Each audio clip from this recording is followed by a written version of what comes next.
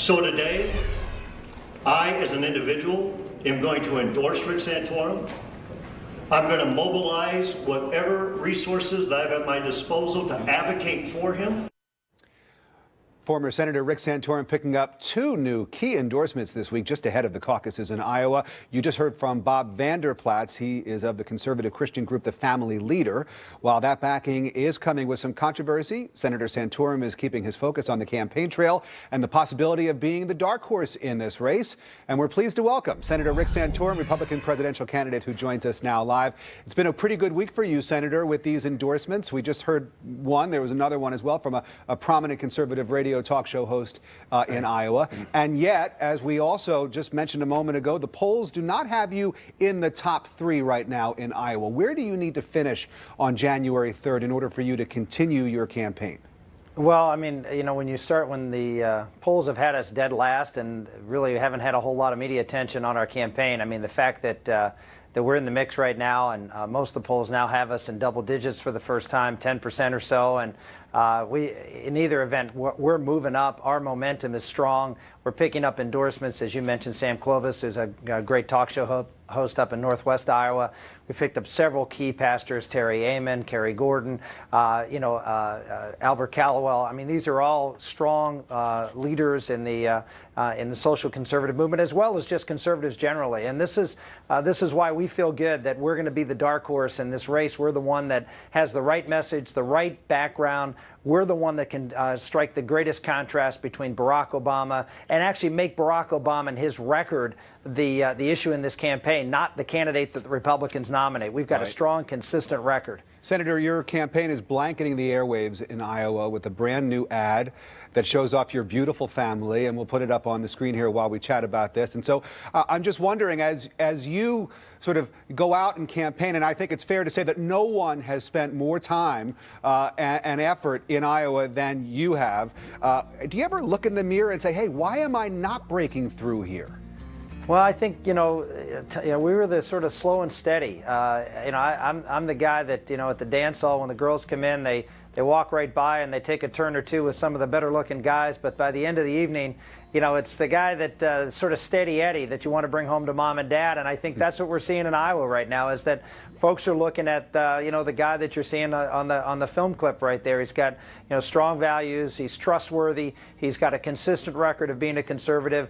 He's won in the swing states. He's been able to take on and beat Democratic opponents, which no one else has ever done in this race. And that's going to differentiate ourselves. And that's why I think we're picking up the momentum. We haven't got a lot of national attention. We haven't got a lot of attention on the debates. But the people of Iowa are taking this very seriously. And I think they like what they see. And 349 town hall meetings, which is what we've done in Iowa, is starting to pay off for us. Don't be so modest, Senator. That's a very handsome sweater you're wearing right now. Well, the sweater vest is the thing right now. That's the current trend out there on the road for us. You wear it well. Yesterday on this program, I spoke with Rich Lowry, who is a Fox News contributor. He's also the editor of the National Review. I asked him a question. I want you to listen to his response, and then I'd love to get your take on it. Sure. Your magazine has been criticized by some for not fully endorsing anyone just yet from the GOP field. You want to take care of that right now for us? Yeah. Come on. No. No? No. And an answer, no.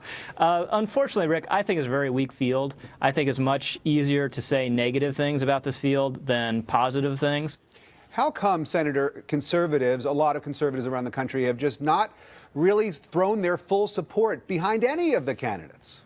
Well, I disagree with Rich. I mean, I like Rich. He's a nice man, but I don't think it's a weak field. I think we have a lot of very good people. Sure, a lot of folks have, as we've seen in these commercials and in the debates, the fair amount of baggage, been inconsistent on issues, have personal issues that make it difficult. It's, again, one of the reasons we feel very strongly that we're the best alternative. We've got that strong, consistent record. We've got a bold plan for $5 trillion in deficit reduction and cuts in the next 5 years. We have a bold pro-growth tax plan that includes eliminating the corporate tax for manufacturers to get blue-collar and small-town jobs back to America. We feel that message and the strong, consistent message that I've had is in 16 years in public life and leading and winning debates here in Washington, and shaking up the place. We have been, we've been a force for change here in Washington D.C. and that's That is now being paid attention to in Iowa, and I think it'll be paid attention to as this campaign goes along. Last question, sir. Obviously, in order to win the nomination, you've got to win these caucuses and primaries. But if you're going to win a general election, you've got to win over independent voters. Do you consider yourself within the mainstream, that your views would be appealing to independent voters out there, some of whom might not agree with some of your more socially conservative viewpoints? How do you win those independent voters out there?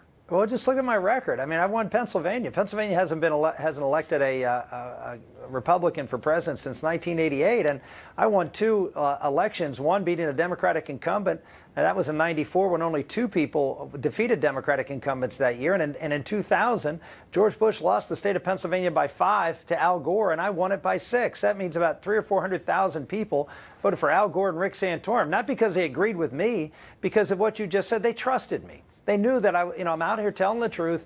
I'm not going to change who I am. I'm not someone who's going to, say one thing and do something else.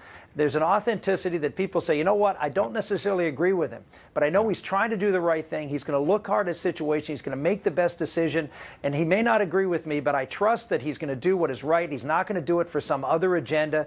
He's not going to be paid off. He's not playing games. He's going to do what's in his heart.